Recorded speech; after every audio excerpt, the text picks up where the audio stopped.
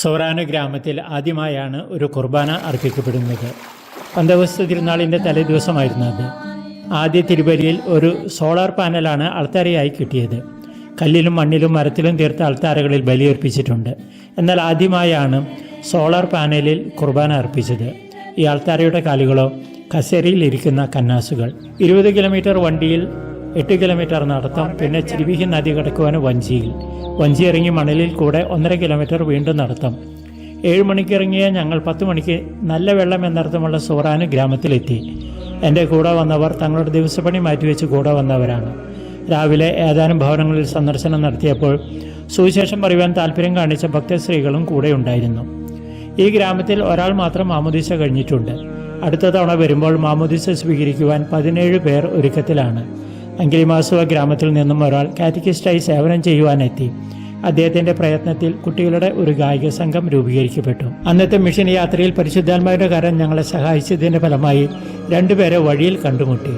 ചരകാശന പള്ളി പ്രസിഡന്റ് ചിറാഫിയും കാറ്റക്കിസ്റ്റ് വിക്ടോറും. വേറെയൊരു കാര്യത്തിന് ഇറങ്ങിയ അവർ എനിക്ക് കൂട്ടായി വന്നു.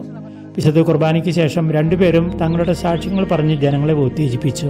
ചിറാഫിയുടെ സാക്ഷ്യം ഇതായിരുന്നു: പ്രാർത്ഥന എന്തെന്നറിയാത്ത ഒരു അവിശ്വാസി, ദുഷ്പ്രവർത്തനങ്ങളിൽ മുഴുകി ജീവിച്ചയാൾ, മറ്റുള്ളവർക്ക് ഭയഹേതുവായ ഒരു കശ്മലൻ. അതായിരുന്നു അയാൾ. ചാരഹാസനയിൽ പള്ളി വന്നപ്പോൾ ഇടയ്ക്കൊക്കെ പ്രാർത്ഥിക്കുവാൻ തുടങ്ങി. പഴയ ദുർവൃത്തികൾ ഉപേക്ഷിച്ചു. പിന്നീട് പള്ളി പ്രസിഡന്റായി സേവനം തുടങ്ങിയെങ്കിലും മദ്യപാനം നിർത്തിയിരുന്നില്ല. എന്നാൽ പള്ളി വെഞ്ചരിപ്പ് കഴിഞ്ഞതോടുകൂടി മദ്യപാനവും നിർത്തി. ഇപ്പോൾ മദ്യം കഴിക്കില്ല. അതും ഒരു സാധാരണ മലകാശിയുടെ ആചാര ആഘോഷങ്ങളിൽ ഒഴിച്ചുകൂടാനാവാത്ത ഒന്നാണ് മദ്യം എന്ന അവസ്ഥയിൽ തന്നെ. സോറാൻ ഗ്രാമത്തിലെത്തിയപ്പോൾ അദ്ദേഹം പഴയ ഒരു ചങ്ങാതിയെ കണ്ടെത്തി. മുൻപ് ദുർവൃത്തികൾക്ക് കൂട്ടായിരുന്നയാൾ. ആ ദേഹമാണ് സോറാനുവിൽ സ്കൂൾ ആവശ്യപ്പെട്ടത്. ഗവൺമെൻറ് സ്കൂൾ ഉണ്ടെങ്കിലും ഈ വർഷം 7 ദിവസം മാത്രമേ അവിടെ പഠനം ഉണ്ടായിട്ടുള്ളൂ.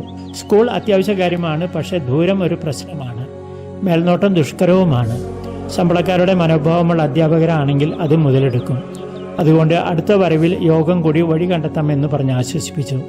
ദുർബലരായിരുന്ന സ്ലിഹന്മാരെ തീപ്പന്തങ്ങളാക്കിയ പരിശുദ്ധാത്മാവ് സോറാനു ഗ്രാമത്തിലും അഗ്നിശുദ്ധി നടത്തി പ്രകാശം ചൊരിയട്ടെ എന്ന് നമുക്ക് പ്രാർത്ഥിക്കാം. മഡഗാസ്കറിൽ നിന്നും ഫാദർ ജോൺസൺ തളിയത്ത്.